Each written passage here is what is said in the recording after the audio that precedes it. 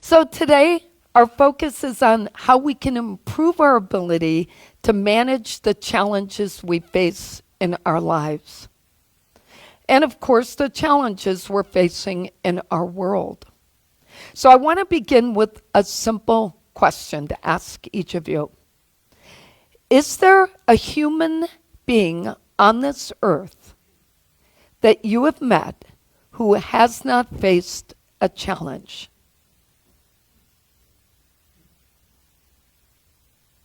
Raise your hand if you know one. Okay, so we're all on the same page starting today. The truth is, everyone we know has a story about facing and overcoming adversity. And in fact, we could probably spend a week together talking about what we've all dealt with or what we're still dealing with. And regardless of who you are or how much money you earn in life, you actually can never avoid human experiences. It is part of our purpose on this earth.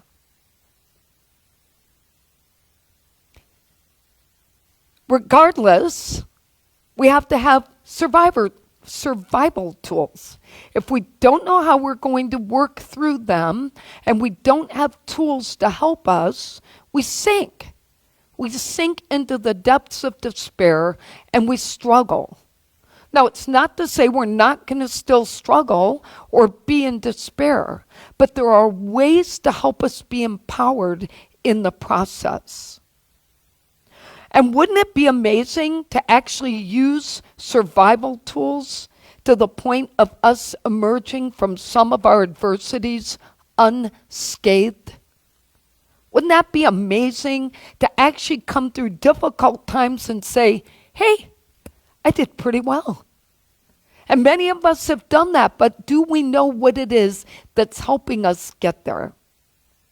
So many of you know that actress, author, and businesswoman Suzanne Summers recently made her transition after losing a second battle to cancer. She passed one day short of her 77th birthday.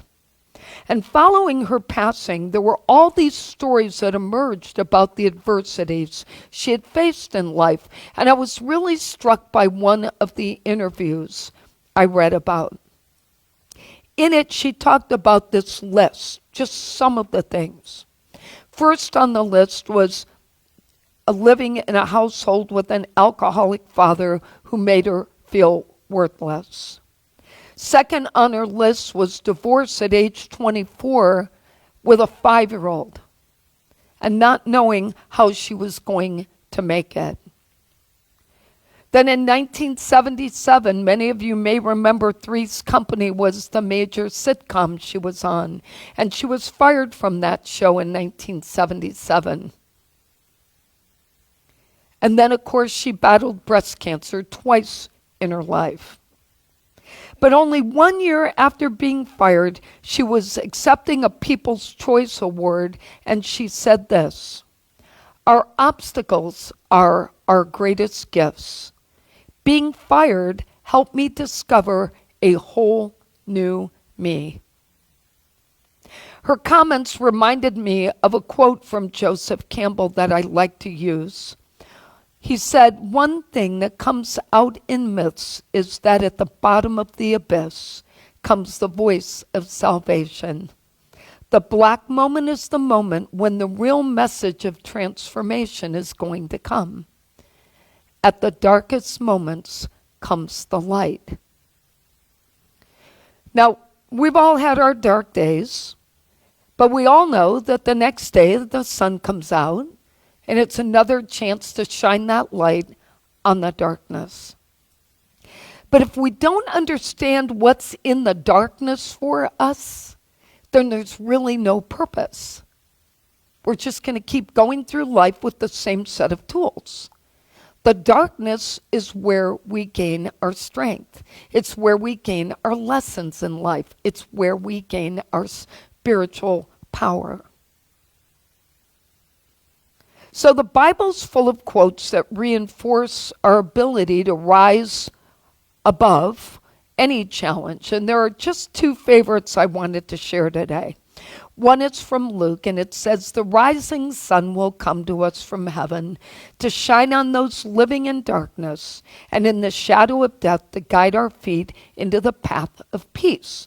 And death doesn't always mean the end of life. It means the end of a situation, the end of a relationship, etc. And in John 1, "The light shines in the darkness, and the darkness has not overcome it. Light shall shine out of darkness." And that's my favorite part, is that the darkness has never ever overcome the light. Emerging from the darkness in our lives is really about transformation and learning transformation. And this, by the way, is where the concept of being born again in Christianity actually came.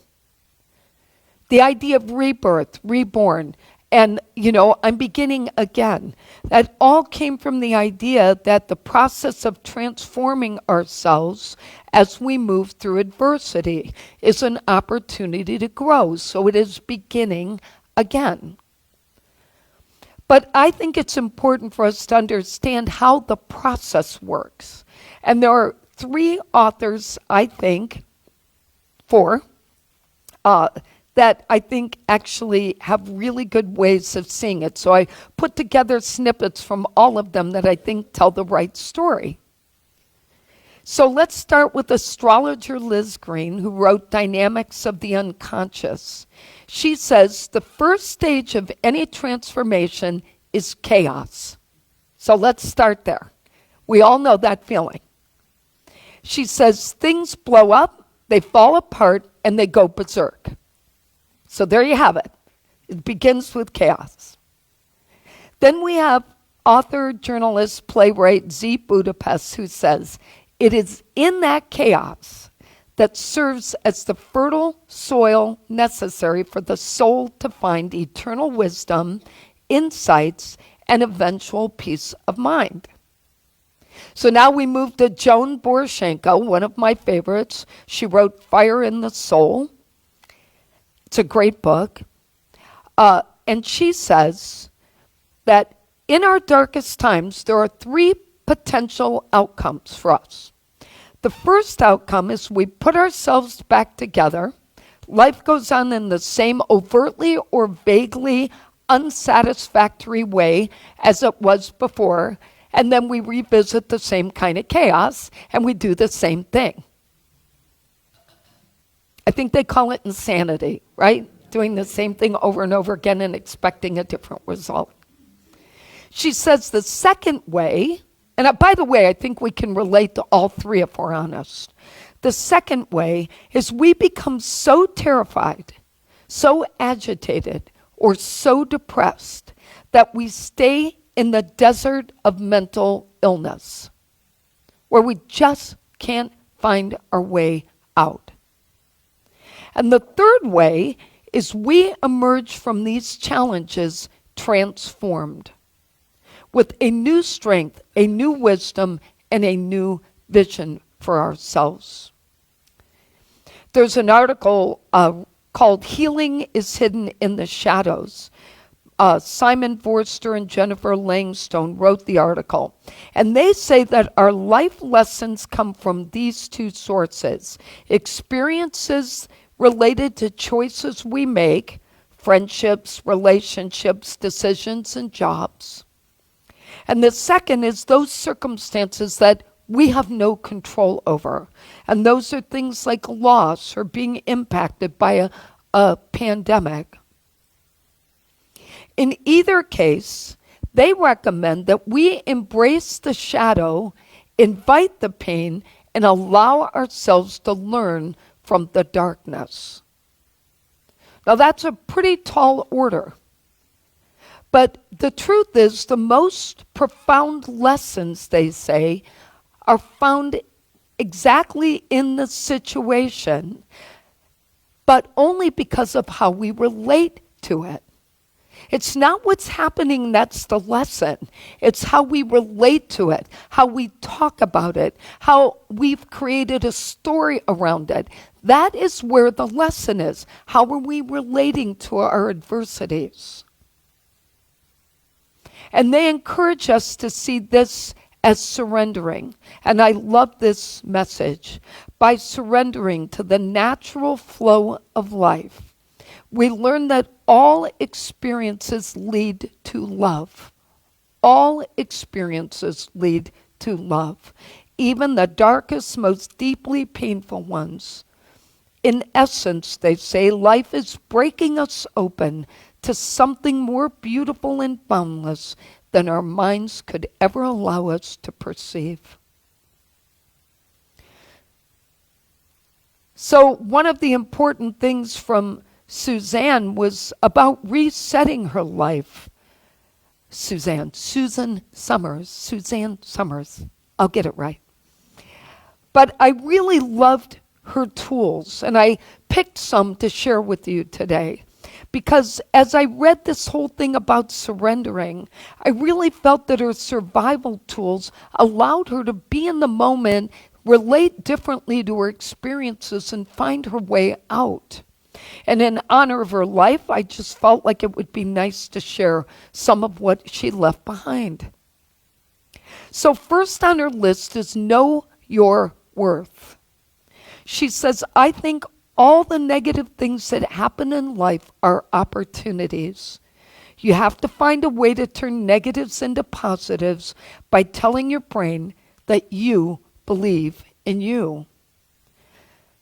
She said, I thought this isn't going to work against me.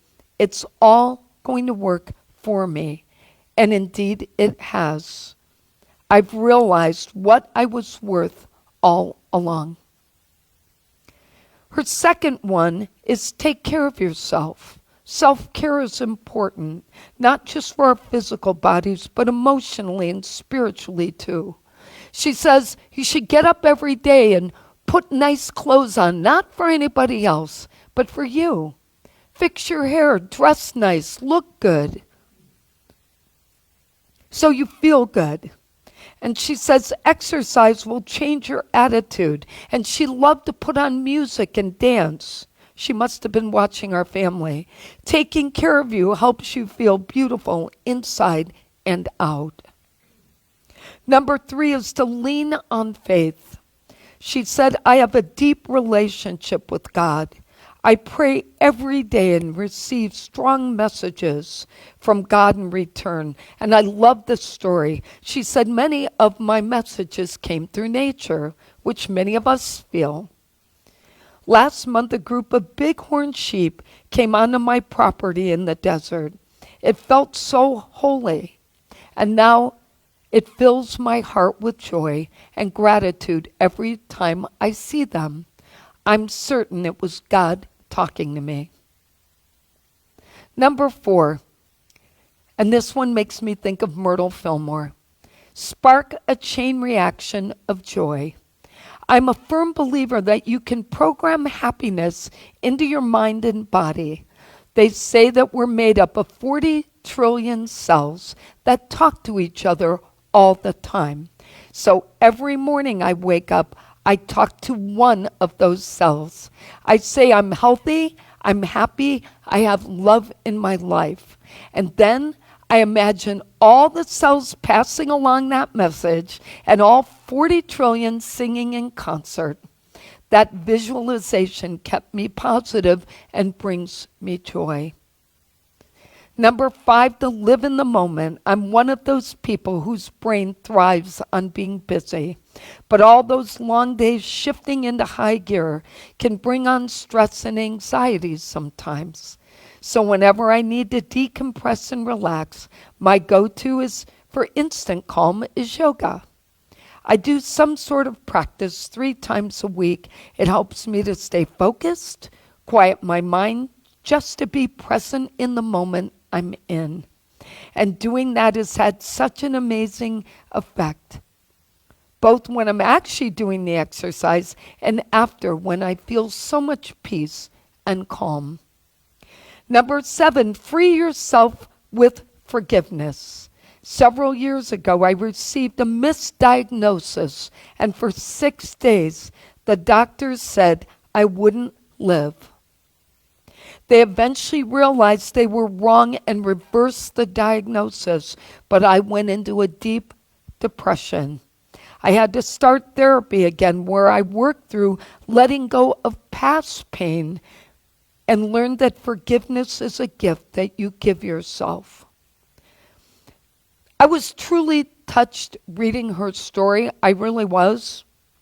And while I was sad to learn she lost her second battle, I was amazed and admired her repeated attempts through things in life to keep standing up and standing strong in the winds of adversity. And look, all of us have experienced adversity, and we all have a heroic story. Some of us have written about them. But the most important thing is our mind has to stay in a place of being the willow tree, not an oak tree. And if you know the difference, then you know a willow does this when the strong winds come. The whole tree bends. The whole tree just goes with the flow of life. An oak tree doesn't give up its position until it's taken down. So we have to be mindful to stay in that place of being the willow and think about these things like she shared with us, and think about all the adversities we've already overcome, and decide in the moment, can we be okay with the chaos so that we can emerge in better ways, stronger spiritually. So I'm going to challenge each of us to press forward in faith and to think about emerging with greater love for life and for ourselves than we had before. Let's review today's lessons. Emerging from adversity requires us first to recognize darkness is always followed by light. This is symbolic of the transformation process. So just hang tight and wait for it. Number 2, make a conscious choice to reset our lives. Rebirth is awareness. It is not action. It is just becoming aware. It is enough. Number 3, ensure our inner and outer world is aligned. You cannot achieve harmony on the outside and yet not on the inside, or not on the inside and not on the outside. They have to be aligned. Number 3, ensure our inner and outer, let me read them again. Number 4, to lean on faith. Suzanne Summers said, maintain a deep relationship with God.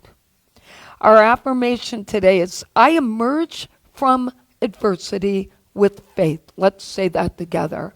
I emerge from adversity with faith. And I'd like to end with a quote from Joseph Campbell. The dark night of the soul comes just before revelation. Let's take that in.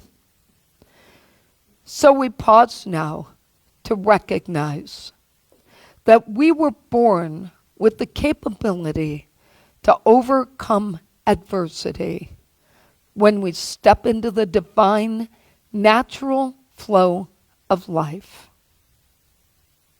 Instead of struggling, we just bend like that willow tree and recognize that we will be guided through it. And whatever darkness we have now, light will follow, and the darkness cannot overshadow it. And so it is. Amen.